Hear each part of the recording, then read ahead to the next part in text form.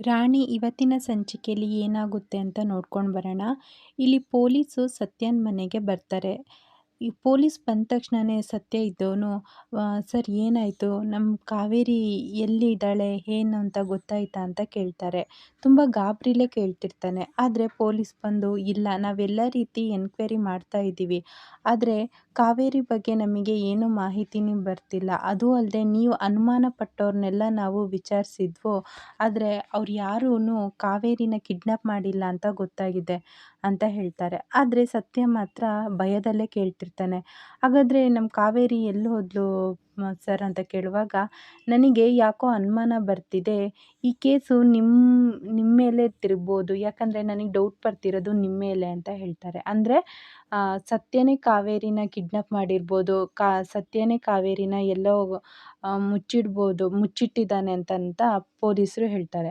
ಈ ಕಡೆ ಸತ್ಯಂಗಂತೂ ತುಂಬ ಭಯ ಆಗ್ತಿರುತ್ತೆ. ಯಾಕಂದರೆ ಸತ್ಯನೇ ತಾನೇ ಕಾವೇರಿನ ಕಿಡ್ನ್ಯಾಪ್ ಮಾಡಿರೋದು, ಅಂದರೆ ಕರ್ಕೊಂಡೋಗಿ ಒಂದು ಕಡೆ ಇಟ್ಟಿರೋದು. ಹಾಗಾಗಿ ಸತ್ಯ ಮತ್ತು ಸೀನನಿಗಂತೂ ಗಾಬರಿ ಆಗ್ತಿರುತ್ತೆ. ಅಯ್ಯೋ ದೇವ್ರೆ, ಪೊಲೀಸರಿಗೆ ಏನಾದ್ರು ಗೊತ್ತಾಯ್ತಾ ಅಂತ ಮನಸಲ್ಲೇ ಅಂದ್ಕೊಳ್ತಿರ್ತಾರೆ. ಇಲ್ಲಿ ಸರಳಮ್ಮ ಹೇಳ್ತಿರ್ತಾಳೆ, ಏನು ಸರ್ ಹೇಳ್ತಿದ್ದೀರಾ, ನನ್ನ ಯಜಮಾನ್ರು ಯಾಕೆ ಹೇಳಿ ಕಿಡ್ನ್ಯಾಪ್ ಮಾಡ್ತಾರೆ, ಅವರಿಗೆ ಅವ್ರ ಮಗಳು, ಅವರು ತಂಗಿ ಅಂದರೆ ತುಂಬ ಪ್ರಾಣ. ಅವಳು ಕಿಡ್ನ್ಯಾಪ್ ಆದಂಗಿಂದ ನನ್ನ ತಂಗಿ ಸಿಗ್ತಿಲ್ಲ ಅಂತ ಅವರು ತುಂಬ ಯೋಚನೆಯಲ್ಲಿದ್ದಾರೆ. ಅಂಥದ್ರಲ್ಲಿ ಅವ್ರು ಹೇಗೆ ಕಾವೇರಿನ ಕಿಡ್ನ್ಯಾಪ್ ಮಾಡ್ತಾರೆ ಅಂತ ಈ ಕಡೆ ಸರಳ ಹೇಳ್ತಾಳೆ.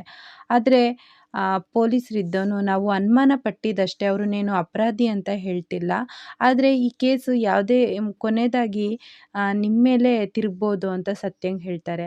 ಸತ್ಯ ತುಂಬ ಭಯದಲ್ಲಿರ್ತಾನೆ. ಬರೋತ್ತಿಗೆ ನೀವು ಏನೋ ಮುಚ್ಚಿಟ್ರಲ್ಲ ಅದೇನು ಅಂತ ಪೊಲೀಸರು ಕೇಳ್ತಾರೆ. ಅದರಲ್ಲಿ ಏನೂ ಇಲ್ಲ ಸರ್, ಅದು ಡೈರಿ ಅಷ್ಟೇ, ಅಂಗಡಿ ಡೈರಿ ಬರ್ದಿದೆ ಅದರದ್ದೆಲ್ಲ ಅದು ಮಾತ್ರ ಅಂತ ಹೇಳ್ತಾರೆ. ಅಂದರೆ ಪೊಲೀಸರು ಬರೋತ್ತಿಗೆ ಸತ್ಯ ಒಂದು ಡೈರಿಲಿ ಬರೆದಿರ್ತಾನೆ, ಕಾವೇರಿನ ಎಲ್ಲಿ ಕಳಿಸೋದು, ರೈಲ್ ಟಿಕೆಟು, ಯಾವ ಪ್ಲೇಸು ಅಂತೆಲ್ಲ ಒಂದು ಬರೆದಿರ್ತಾನೆ. ಪೊಲೀಸ್ ಬಂದ್ರಿಂದ ಗಾಬರಿಯಾಗಿ ಸೀನು ಕೊಡ್ತಾನೆ. ಆ ಸೀನು ಸೋಫಾದಡಿ ಇಟ್ಟಿರ್ತಾನೆ. ಹಾಗಾಗಿ ಪೊಲೀಸರು ಅದನ್ನು ಗಮನಿಸಿರ್ತಾರೆ. ಆವಾಗ ಹಾಗಾದ್ರೆ ತೋರಿಸಿ ಆ ಡೈರಿ ಅಂದಾಗ, ಅಯ್ಯೋ ಸರ್ ಅದರಲ್ಲಿ ಏನಿಲ್ಲ, ಬರೀ ಅಂಗಡಿ ಬಗ್ಗೆ ಬರ್ದಿದ್ದೀನಿ ಅಂದಾಗ, ಅಯ್ಯೋ ನೋಡೋಣ ಬಿಡಿ ಕೊಡಿ ಅಂತ ಹೇಳ್ತಾರೆ. ಅಷ್ಟೊತ್ತಿಗೆ ಸತ್ಯ ಇದ್ದವನು ಆ ಡೈರಿನ ಕೊಟ್ಬಿಡ್ತಾರೆ ಪೊಲೀಸರಿಗೆ. ಪೊಲೀಸರು ನೋಡಿದಾಗ ಅದರಲ್ಲಿ ರೈಲ್ವೆ ಟಿಕೆಟು, ಟೈಮು ಎಲ್ಲ ಬರೆದಿರುತ್ತೆ. ಆದರೆ ಯಾವ ಪ್ಲೇಸು ಅಂತ ಮಾತ್ರ ಕ್ವಷನ್ ಮಾರ್ಕ್ ಹಾಕಿರ್ತಾನೆ ಸತ್ಯ. ಪೊಲೀಸರು ಹೇಳ್ತಾರೆ, ಏನ್ರಿ ಅಂಗಡಿದು ಬರ್ದಿದ್ದೀನಿ ಅಂತ ಹೇಳಿದ್ದೀರಾ, ಇಲ್ಲಿ ನೋಡಿದರೆ ಯಾರನ್ನೋ ಕಳ್ಸೋಕ್ಕೆ ಏನೋ ಟ್ರಿಪ್ಪಿಗೆ ಹೋಗೋ ಪ್ಲ್ಯಾನಲ್ಲಿದ್ದೀರಾ ಅಂದಾಗ, ಸತ್ಯ ಇದ್ದವನು ಹೌದು ನಾವು ಟ್ರಿಪ್ ಪ್ಲ್ಯಾನ್ ಮಾಡಿದ್ವು, ಆದರೆ ಆಗಲಿಲ್ಲ. ಈ ಟ್ರಿಪ್ ಪ್ಲ್ಯಾನಲ್ಲಿ ನೋಡಿದರೆ ನಾಳೆ ಅಥವಾ ನಾಡಿದ್ದು ತಾರೀಖುಂಟಲ್ಲ ಅಂದಾಗ, ನಿಮ್ಮ ತಂಗಿ ಬೇರೆ ಕಿಡ್ನ್ಯಾಪ್ ಆಗಿದ್ದಾಳೆ, ಇಂಥ ಟೈಮಲ್ಲಿ ನೀವು ಟ್ರಿಪ್ ಪ್ಲ್ಯಾನ್ ಮಾಡಿದ್ದೀರಾ ಅಂತ ಸತ್ಯನ ಕೇಳ್ತಾರೆ ಪೊಲೀಸು. ಆವಾಗ ಸತ್ಯ ಇದ್ದವನು, ನಮಗೆ ಕಾವೇರಿ ಕಿಡ್ನ್ಯಾಪ್ ಆಗ್ತಾಳೆ ಅಂತ ಗೊತ್ತಿರಲಿಲ್ಲ, ಅವಳು ಬಂದಿರೋ ಖುಷಿಗೆ ನಾವೆಲ್ಲರೂ ಟ್ರಿಪ್ ಹೋಗೋಣ ಅಂತ ಆಸೆ ಪಟ್ಟಿದ್ವು, ನೋಡಿದರೆ ಕಾವೇರಿ ಕಾಣೆಯಾಗಿದ್ದಾಳಲ್ಲ ಅಂತ ಅಲ್ಲಿಗೆ ತಿರುಗಿಸ್ತಾನೆ ಸತ್ಯ. ಆವಾಗ ಸರಳಂಗೆ ಖುಷಿಯಾಗಿಬಿಡುತ್ತೆ. ಏನ್ರಿ ನೀವು ಟ್ರಿಪ್ ಪ್ಲ್ಯಾನ್ ಮಾಡಿದ್ರಾ? ಹ್ಞೂ ಸರಳ, ಟ್ರಿಪ್ ಪ್ಲ್ಯಾನ್ ಮಾಡಿದ್ದೆ, ಆದರೆ ಕಾವೇರಿ ಕಾಣಿಸ್ತಿಲ್ವಲ್ಲ ಅಂತ ಹೇಳ್ತಾರೆ. ಪೊಲೀಸರಿಗೆ ಅನುಮಾನ ಇನ್ನೂ ಜಾಸ್ತಿನೇ ಆಗುತ್ತೆ. ಮತ್ತೆ ಕೇಳ್ತಾರೆ, ನೀವು ಯಾವಾಗಲೂ ಟ್ರಿಪ್ಪಿಗೆ ಹೋಗ್ತಿರ್ತೀರ ಅಂದಾಗ, ಸರಳ ಇದ್ದವಳು ಹ್ಞೂ ನಮ್ಮ ಟ್ರಿಪ್ ಅದೇ, ಅಂಗಡಿ ಮತ್ತು ಮನೆಯಿಂದ ಅಂಗಡಿ ಅದೇ ಟ್ರಿಪ್ಪು ಅಂತ ವ್ಯಂಗ್ಯವಾಗಿ ಒಂಥರ ಹೇಳ್ತಾಳೆ. ಪೊಲೀಸರಿಗೆ ಅನುಮಾನ ಬರುತ್ತೆ. ಇನ್ನು 2 ದಿನ ಬಿಟ್ಟು ನಿಮ್ಮ ಕಾವೇರಿ ಏನಾದ್ರು ಸಿಗಲ್ಲ ಅಂದರೆ ನಿಮ್ಮ ಮೇಲೆ ನಾವು ಫುಲ್ ಅನುಮಾನ ಪಡಬೇಕಾಗುತ್ತೆ ಅಂತ ಹೇಳಿ ಅಲ್ಲಿಂದ ಪೊಲೀಸರು ಹೊರಟ್ಬಿಡ್ತಾನೆ. ಈ ಕಡೆ ಸತ್ಯಂಗಂತೂ ಸೀನಂಗು ಏನು ಮಾಡಬೇಕು ಅಂತಲೇ ಗೊತ್ತಾಗ್ತಿರಲ್ಲ. ಸೀದಾ ಹೊರಗೆ ಬಂದವರು ಹೇಳ್ತಾರೆ, ನಾನು ಈಗ ಅರ್ಜೆಂಟಾಗಿ ಕಾವೇರಿ ಹತ್ರ ಹೋಗಬೇಕು, ನೀನು ಮನೆ ಕಡೆ ಇರು ಅಂತ ಹೇಳ್ತಾರೆ. ಆವಾಗ ಸೀನು ಇದ್ದವನು, ಬೇಡ, ಮೊದಲೇ ಪೊಲೀಸರಿಗೆ ಅನುಮಾನ ಬಂದಿದೆ, ನೀನೇನಾದ್ರು ಈಗ ಹೋದರೆ ಪೊಲೀಸರು ನಿನ್ನ ಫಾಲೋ ಮಾಡ್ತಾ ಇರ್ತಾರೆ, ಹಾಗಾಗಿ ನೀನು ಈಗ ಹೋಗಬೇಡ ಅಂತ ಸೀನು ಹೇಳ್ತಾನೆ. ಇಲ್ಲ ನಾನು ಈಗಲೇ ಆ ಪ್ಲೇಸಿಂದ ಕಾವೇರಿನ ಹೇಗಾದ್ರು ಮಾಡಿ ಬೇರೆ ಪ್ಲೇಸಿಗೆ ಕಳಿಸ್ಲೇಬೇಕು, ಇಲ್ಲ ತುಂಬ ತೊಂದರೆ ಆಗುತ್ತೆ, ನಾನು ಹೋಗ್ತೀನಿ, ನೀನು ಮನೆ ಹತ್ರ ಇರು ಅಂತ ಹೇಳ್ತಾರೆ. ಈ ಕಡೆ ಅದಕ್ಕಿಂತ ಮುಂಚೆ ಸರಳ ಮತ್ತೆ ಕಾವೇರಿನು ಸತ್ಯನ ಹತ್ರ ಕೇಳ್ತಾರೆ. ನಿಮಗೆ ಏನಾದ್ರು ಗೊತ್ತೇನ್ರಿ? ಏನಾದ್ರು ನಿಮಗೆ ಗೊತ್ತಿದ್ಯಾ ಅಂತ ಕೇಳ್ತಾರೆ. ಆದರೆ ಸತ್ಯ ಮಾತ್ರ ಏನೂ ಇಲ್ಲ ಅಂತ ಸೀದಾ ಅಲ್ಲಿಂದ ಹೊರಟ್ಬಿಡ್ತಾನೆ. ಈ ಕಡೆ ಸರಳಂಗ ಅಮ್ಮಂಗೆ ಡೌಟ್ ಬರುತ್ತೆ. ಅಳಿಯಂದ್ರು ಇಷ್ಟು ಭಯ ಪಡ್ತಿದ್ದಾರಲ್ಲ, ತಪ್ಪೇ ಮಾಡಿಲ್ಲ ಅಂದರೆ ಯಾಕೆ ಹೆದರಬೇಕು? ಅವ್ರೇನೋ ನಮ್ಮ ಹತ್ರ ಮುಚ್ಚುಮರೆ ಮಾಡ್ತಿದ್ದಾರೆ. ಹಾಗಾಗಿ ಇಷ್ಟು ಹೆದರುತ್ತಿದ್ದಾರೆ ಅಂತ ಸರಳ ನಮ್ಮ ಪುಟ್ಟಕ್ಕ ಸರಳಂಗೆ ಹೇಳ್ತಾ ಇರ್ತಾರೆ. ಈ ಕಡೆ ಸೀನು ಸತ್ಯ ಬೇಗ ಕಾವೇರಿ ಹತ್ರ ಹೋಗಬೇಕು, ಕಾವೇರಿನ ಅಲ್ಲಿಂದ ಬೇರೆ ಕಡೆಗೆ ಕಳಿಸ್ಬೇಕು ಅಂತ ಹೋಗ್ತಿರ್ತಾನೆ. ಅಷ್ಟೊತ್ತಿಗೆ ಸೀನು ಬಂದು, ನೀನೊಬ್ಬನೇ ಹೋಗೋದು ಬೇಡ, ನಾನು ಬರ್ತೀನಿ ಅಂತ ಹೇಳ್ತಾರೆ. ಬೇಡ, ನೀನು ಬಂದರೆ ತುಂಬ ತೊಂದರೆ ಆಗುತ್ತೆ, ನಾನು ಹೇಗೋ ಮಾಡಿ ಅವಳನ್ನ ಅಲ್ಲಿಂದ ಹೇಗಾದ್ರು ಬೇರೆ ಕಡೆ ಶಿಫ್ಟ್ ಮಾಡ್ತೀನಿ ಅಂತ ಹೇಳಿ ಆಟೋ ಹಿಡ್ಕೊಂಡು ಈ ಕಡೆ ಸತ್ಯ ಹೊರಟ್ಬಿಡ್ತಾನೆ. ಈ ಕಡೆ ಬೈಕ್ ರಿಪೇರಿ ಮಾಡ್ತಾ ಈ ಕಡೆ ಗೂಗ್ಲಿ ಮತ್ತು ಬಾಲ ಅಲ್ಲೇ ನಿಂತಿರ್ತಾರೆ. ಅವಾಗ ಗೂಗ್ಲಿ ಹೇಳ್ತಾರೆ, ನೋಡಿ ಬಾಸ್, ಇವನು ಇಷ್ಟು ಅರ್ಜೆಂಟಾಗಿ ಎಲ್ಲಿಗೋ ಹೋಗ್ತಿದ್ದಾರಲ್ಲ ಅಂದಾಗ, ಬಾ ಇವನ ಮೇಲೆ ನನಗೇನೋ ಅನುಮಾನ ಇತ್ತು, ನೋಡೋಣ ಇವನನ್ನು ಫಾಲೋ ಮಾಡಿದರೆ ಗೊತ್ತಾಗುತ್ತೆ ಅಂದ್ಕೊಂಡು ಸತ್ಯನ ಈ ಕಡೆ ಬಾಲ ಮತ್ತು ಗೂಗ್ಲಿ ಫಾಲೋ ಮಾಡಿಕೊಂಡು ಸತ್ಯ ಆಟೋದಲ್ಲಿ ಹೋಗ್ತಿರ್ತಾನೆ. ಈ ಕಡೆ ಬಾಲ ಬೈಕಲ್ಲಿ ಅವನನ್ನು ಫಾಲೋ ಮಾಡ್ಕೊಂಡು ಬರ್ತಿರ್ತಾನೆ. ಈ ಕಡೆ ವರ್ಧನಿಗಂತೂ ಟೆನ್ಷನ್ ಆಗ್ತಿದೆ. ನಾನಂತೂ ಕಿಡ್ನಾಪ್ ಮಾಡಿಲ್ಲ, ಈ ಕಾವೇರಿ ನೋಡಿದರೆ ಸಿಗ್ತಾನೆ ಇಲ್ಲ, ಎಲ್ಲಿ ಹೋದ್ಲು ಅಂತ ಯೋಚನೆ ಮಾಡ್ತಿರುವಾಗ ಸಾರಿಕಾ ಬಂದು ಸಿಟ್ಟಲ್ಲಿ ಬರ್ತಾಳೆ. ಯಾಕೆ ಸಾರಿಕಾ, ಏನಾಯಿತು? ಇಷ್ಟು ಟೆನ್ಷನಲ್ಲಿ ಏನು ಯೋಚನೆ ಮಾಡ್ತಿದ್ದ ಅಂತ ಕೇಳುವಾಗ, ಇನ್ನೇನು ಮಾಡಲಿ, ಆ ಬಾಲನಿಗಂತೂ ಎಷ್ಟೇ ಅರ್ಥ ಮಾಡಿಸಿದ್ರು ನನ್ನ ಕಾವೇರಿ ನನ್ನ ರಾಣಿ, ಹೆಂಡತಿ ಮಗು ಬಗ್ಗೆನೇ ಅವನಿಗೆ ಯೋಚನೆ ಇದೆ, ನನ್ನ ಬಗ್ಗೆ ಒಂಚೂರು ಯೋಚನೆ ಮಾಡಲ್ಲ ಅಂದಾಗ ವರ್ಧ ಇದ್ದವನು, ನಾನು ನಿನಗೆ ಮೊದಲೇ ಹೇಳಲಿಲ್ವಾ, ಅವನಿಗೆ ಅವ್ನ ಹೆಂಡತಿ ಮಗು ಬಗ್ಗೆನೇ ತುಂಬ ಪ್ರೀತಿ ಅಂತ ಹೇಳ್ತಾರೆ. ಇಲ್ಲ, ನನಗೆ ಗೊತ್ತುಂಟು, ನಾನು ಏನು ಮಾಡಬೇಕೋ ಹಾಗೆ ಮಾಡ್ತೀನಿ, ನೋಡೋಣ, ನೀನು ಮಾತ್ರ ಇದ್ರ ಬಗ್ಗೆ ಯೋಚನೆ ಮಾಡಬೇಡ, ನಾನು ಏನು ಮಾಡಬೇಕೋ ಅದು ಮಾಡ್ತೀನಿ ಅಂತ ಸಾರಿಕಾ ಹೇಳ್ತಾರೆ. ಆದರೆ ಇಲ್ಲಿ ಮಾತ್ರ ವರ್ಧಂಗೆ ಹೇಳೋಗ್ತಾನೆ, ನೀನೇನಾದ್ರು ಈಗ ನಿನ್ನ ಮೇಲೆ ಪೊಲೀಸರಿಗೆ ತುಂಬ ಅನುಮಾನ ಬಂದಿದೆ, ನಿನ್ನ ಮೇಲೆ ಡೌಟ್ ಬಂದರೆ ನಿನ್ನ ರಾಜಕೀಯ ಭವಿಷ್ಯನೇ ಹಾಳಾಗುತ್ತೆ, ಹಾಗಾಗಿ ನೀನು ಈ ಕಾವೇರಿ ಬಗ್ಗೆ ಏನು ಯೋಚನೆ ಮಾಡಬೇಡ, ನಾನು ಮುಂದೆ ಏನು ಮಾಡಬೇಕು ಅಂತ ಹೇಳ್ತೀನಿ ಅಂತ ಸಾರಿಕಾ ಇಲ್ಲಿ ಹೋಗ್ತಿರ್ತಾಳೆ. ಸಾರಿಕಾ ಹೋದ ತಕ್ಷಣ ಒಬ್ಬಳು ಲೇಡಿ ಫೋನ್ ಮಾಡಿ, ಮೇಡಮ್ ನೀವು ಹೇಳ್ದಂಗೆ ಕೆಲಸ ಮುಗಿಸಿದ್ದೀನಿ, ಲೊಕೇಶನ್ ಸೆಂಡ್ ಮಾಡಿದ್ದೀನಿ ಅಂತ ಹೇಳ್ತಾರೆ.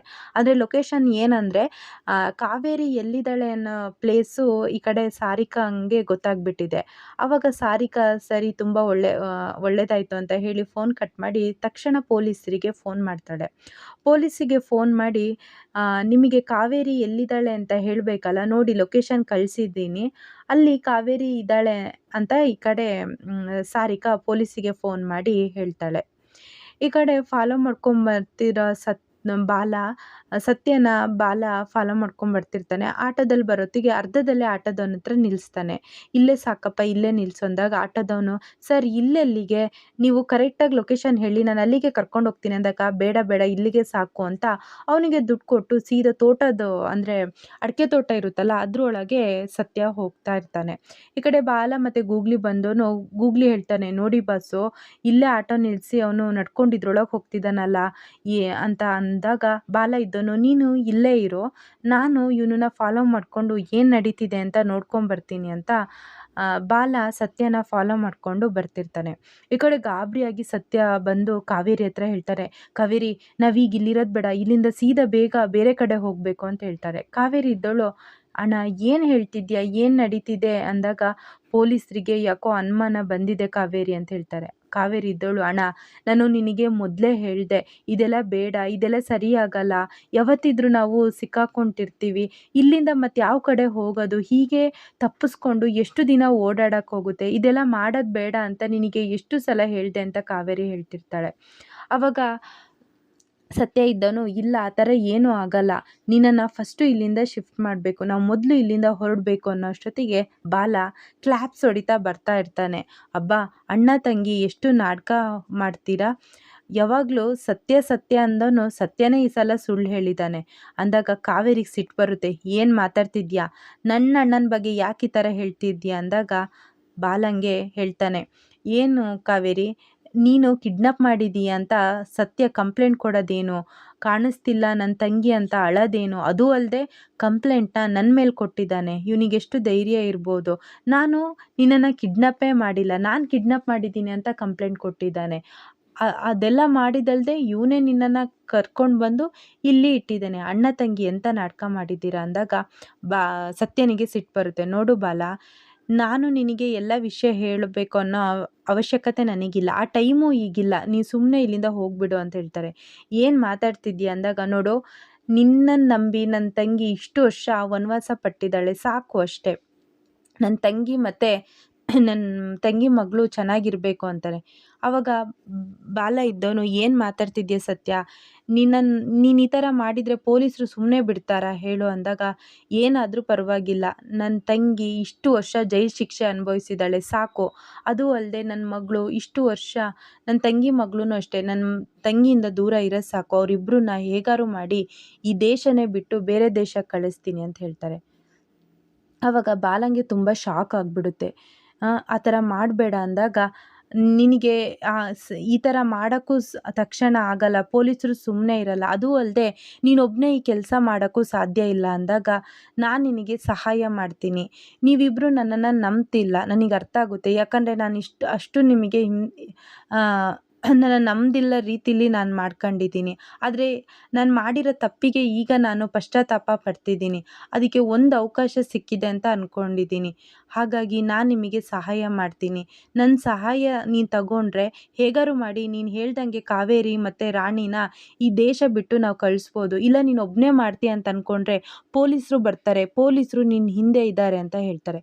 ಆದರೆ ಕಾವೇರಿ ಮಾತ್ರ, ಅಣ್ಣ ಇವನನ್ನು ಯಾವ ಕಾರಣಕ್ಕೂ ನಂಬೇಡ, ನಾನು ನಂಬಿ ನಾನು ಮೋಸ ಹೋಗಿದ್ದೀನಿ, ನೀನು ನಂಬಕ್ಕೆ ಹೋಗಬೇಡ ಅಣ್ಣ ಅಂದಾಗ, ಇಲ್ಲ ಕಾವೇರಿ, ನಾನು ಮೊದಲಿನ ಥರ ಇಲ್ಲ, ನಾನು ಏನು ತಪ್ಪು ಮಾಡಿದ್ದೀನಿ ನನಗೆ ಅರ್ಥ ಆಗಿದೆ, ಪಶ್ಚಾತ್ತಾಪ ದಿನ ದಿನ ನಾನು ಪಡ್ತಿದ್ದೀನಿ, ನನ್ನನ್ನು ನಂಬಿ ನಾನು ನಿಮಗೆ ಸಹಾಯ ಮಾಡ್ತೀನಿ ಅಂತಾರೆ.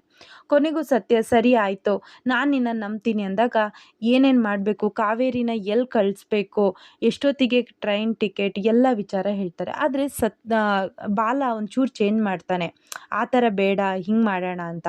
ಆದರೆ ಸತ್ಯ ಮಾತ್ರ ಹೇಳ್ತಾನೆ, ನೋಡು ನನ್ನ ಪ್ಲ್ಯಾನ್ ಮೂಲಕನೇ ಆಗಬೇಕು, ನೀನು ಹೇಳ್ದಂಗೆ ಮಾಡೋಕ್ಕಲ್ಲ, ಆದರೆ ನೀನು ಬರೀ ಎಕ್ಸಿಕ್ಯೂಟ್ ಮಾತ್ರ ಮಾಡೋದು ಅಂತ ಹೇಳ್ತಾರೆ. ಇವರಿಷ್ಟು ಎಲ್ಲ ಮಾತಾಡೋಷ್ಟೊತ್ತಿಗೆ ಪೊಲೀಸರು ಅಲ್ಲಿಗೆ ಬಂದೇ ಬಿಡ್ತಾರೆ. ಇನ್ನು ನಾಳೆ ಸಂಚಿಕೆಯಲ್ಲಿ ಏನಾಗುತ್ತೆ ಅಂತ ನೋಡಬೇಕು. ಈ ಕಡೆ ಬಾಲನೇ ಕಾವೇರಿನ ಅಲ್ಲಿಂದ ಬೇರೆ ಕಡೆ ಶಿಫ್ಟ್ ಮಾಡ್ತಾರಾ, ಅಥವಾ ಬಾಲನ್ ಬಿಟ್ಟು ಕಾವೇರಿ ಮತ್ತು ರಾಣಿ ಬೇರೆ ದೇಶಕ್ಕೆ ಹೋಗ್ತಾರಾ, ಅವರೆಲ್ಲ ಒಂದಾಗ್ತಾರಾ ಏನು ಅನ್ನೋದು ಮುಂದಿನ ಭಾಗದಲ್ಲಿ ಗೊತ್ತಾಗುತ್ತೆ. ಈ ವಿಡಿಯೋ ಇಷ್ಟ ಆಗಿದ್ರೆ ಲೈಕ್ ಮಾಡಿ, ಶೇರ್ ಮಾಡಿ, ಚಾನಲ್ನ ಸಬ್ಸ್ಕ್ರೈಬ್ ಮಾಡಿ.